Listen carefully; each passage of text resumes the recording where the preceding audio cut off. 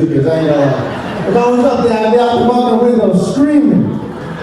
What up, guys? I usually like to ask, is they were born and raised New Yorkers, but I got a funny feeling. There's a whole room full in here, right? Okay, yeah. I would like to say, I'm from here too. Not Wisconsin or Ohio. I've been here through the 70s, the 80s, the 90s, the 2000s. I'm gonna die here. I actually have a rent-controlled apartment for $1,600. Good. That's how I pick ladies up now. I don't even talk shit. I'm just like, it's on me. I got everything. Don't make you guilty. I'm like one of the last white construction workers that did a move to Long Island. You know that, right? I feel like that deserves a round of applause. Yeah. For the record, I can afford to live out there and in the Let me do some jokes. Anyone got kids? You guys got kids? Yeah, I got a kid. My kid is like a sweet and sour kid, because the other day he told me that he loved me this much, more than his mother. So he became the proud owner of a brand new PlayStation, guys. They say money can't buy you love, right? But video game consoles will get you custody. I promise you. But then we got Madden, right? And I busted his ass like 177 to nothing. And he got all mad and told me I looked like Ed Sheeran's alcoholic stepfather. So I told him, I'd like to see you say that to your real dad one day, buddy. And I became the proud owner of a barely used PlayStation, guys.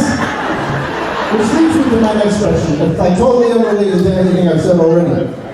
Does anyone in the room want to buy a barely dented 11-year-old boy? He sucks at video games, but he can take a punch. Now he can take a punch. I signed him up for mixed martial arts, which was a huge mistake, because now I can't beat him up. Like he's the head of the household. He's informed me that he's going to claim me on his taxes next year's independence, right? I was like, you don't have a job. And then he swung on me. And I flinched. And then he looked at me and said, I guess you found out who your real dad is, huh? I'm the one ready to New York. Like, I've been here so long. Like, I remember when the cops used to beat up white people, too. Never forget. Right?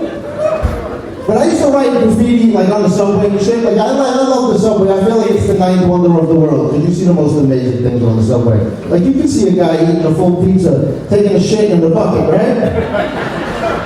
Right next to a guy playing like a $4 million violin, shitting in the same bucket. They're the same guy, guys, you know? But I seen a guy the other day save another guy's life by giving him CPR on the subway, which was amazing. Until you realize that guy had beaten the shit out of the other guy. He was just trying to avoid the murder charge, you know? She like that choke fly right there. You just strangling people on the subway, wouldn't you? I don't know where the light's coming from, but I'm going to go until I see it. But I'm a construction worker, so I'm always tired, and I was dead asleep on the subway the other day, and the guy woke me up to ask me if I had an extra hot dog he could eat.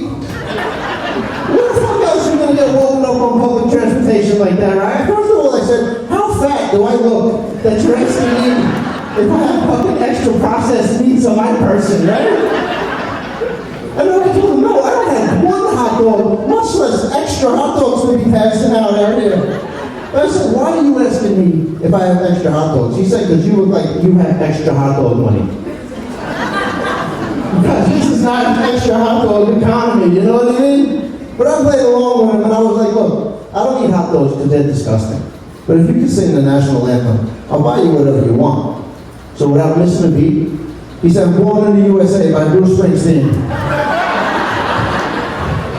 For the record, I also would have accepted NWA's Fuck the Police, right? But Born in the USA is the only song my dad knows all the words to.